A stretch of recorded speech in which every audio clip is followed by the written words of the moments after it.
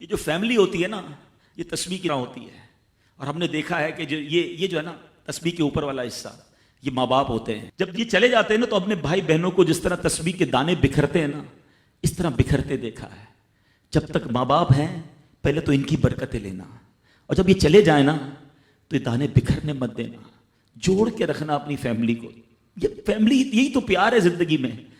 تھوڑے سے پیسوں کے لیے بھائی بہن لڑتے ہیں، جائیداد کے لیے بھائی بہن لڑتے ہیں، تھوڑے کاروبار کے لیے لڑتے ہیں. ارے قربان کر دو، کوئی بات نہیں، بھائی کو تھوڑا زیادہ چلا جائے، بہن کے میری بہن کے گھر میں ہی جا رہا ہے نا، یہ تیرا ہے، یہ میرا ہے، نہ کیا کرے. یہ گھر کی محبتیں آپ کو بہت ساری بیماریوں سے بچاتی ہیں. حدیث پاک میں آتا ہے جس کا مضمون ہے جو چاہتا ہے کہ اس کی زندگی میں اضافہ ہو جائے، عمر میں اضافہ ہو جائے، بری موت سے بچے، اسے چاہیے کہ وہ صلہ رحمی کرے. صلہ رحمی کیا ہے؟ اپنے رشتہ داروں کے ساتھ اچھا سلوک. اور رشتہ داروں میں the closest family member جو ہے وہ بھائی بہن ہیں، وہ ماں باپ ہیں، بیوی بچے ہیں. ارے ان کو چھوڑ کر دنیا سے محبتیں جتا رہے ہو؟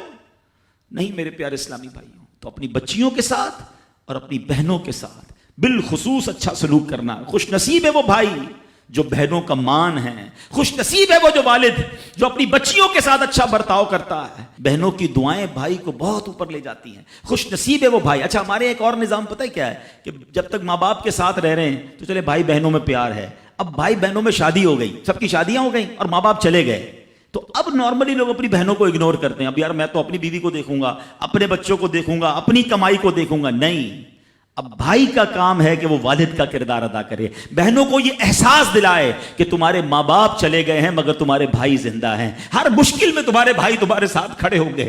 کبھی بہنوں کو یہ ریئلائز مت کرانا کہ وہ اکیلی کہیں کسی پرابلم میں ہو تو وہ اکیلے میں سوچے کہ میرے ماں ہوتی تو میں ماں سے بات کر لیتی، باپ ہوتا تو میں باپ سے کہہ دیتی، بھائی کو کیا کہوں وہ تو سنتا ہی نہیں ہے.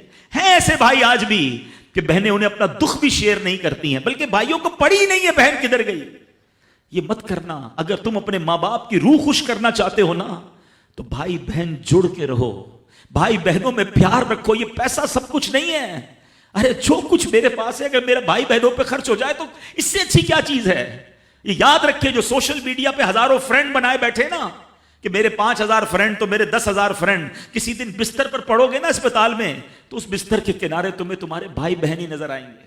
سوشل میڈیا والا تمہارا جو سارے دن چیٹنگ جس کے ساتھ واٹس ایپ پہ لگے ہوئے ہو نا گروپ میں، کوئی نظر نہیں آئے گا. جب تمہارے گھر میں کوئی بچے کا پرابلم ہوگا، رات آدھی رات کو اگر تمہارے گھر کوئی آ کے تمہیں دلاسا دے گا تو تمہارے بھائی بہن ہوں گے. بہنوں کو حقیر نہ سمجھنا، یہ ان لوگوں کے لیے بھی درس ہے. اسلام جب نہیں آیا تھا نا تو بہنوں کے حقوق نہیں تھے، ان کو کوئی ورثے میں حق نہیں دیتا تھا، بہنوں کی شادیاں نہیں کرواتے تھے. مگر آج بھی کچھ قبائل سنا ہے ایسے ہیں، آج بھی بدبخت کچھ لوگ ایسے ہیں جو بہنوں کے حق دبا لیتے ہیں. ارے بہنیں تو غم گسار ہوتی ہیں، بہنیں تو بھائیوں کا مان ہوتی ہیں. ارے بہنیں ہوتی ہیں تو گھر میں رونق ہوتی ہے. ارے بہنوں کو عزت دیا کرو، بہنوں کو پیار دیا کرو. اللہ کے حبیب فرماتے ہیں ایسا بھی ہوا کہ کچھ لوگوں کی ماں باپ جلدی چلے گئے، اب بھائی پر بہنوں کا بوجھ ہے. ایک صحابی کے بارے میں آتا ہے ان کی 6 یا 7 بہنیں تھیں اور سبحان اللہ وہ اپنی بہنوں کو انہوں نے پالا، اپنی بہنوں کو باپ بن کر پالا. ان کے بالوں میں کنگھی بھی کرتے تھے. اور جب بہنوں کی شادیاں ہو گئی، بہنیں بڑی ہو گئی، اپنی شادی تاخیر سے کی اور شادی بھی کسی بیوہ سے کی.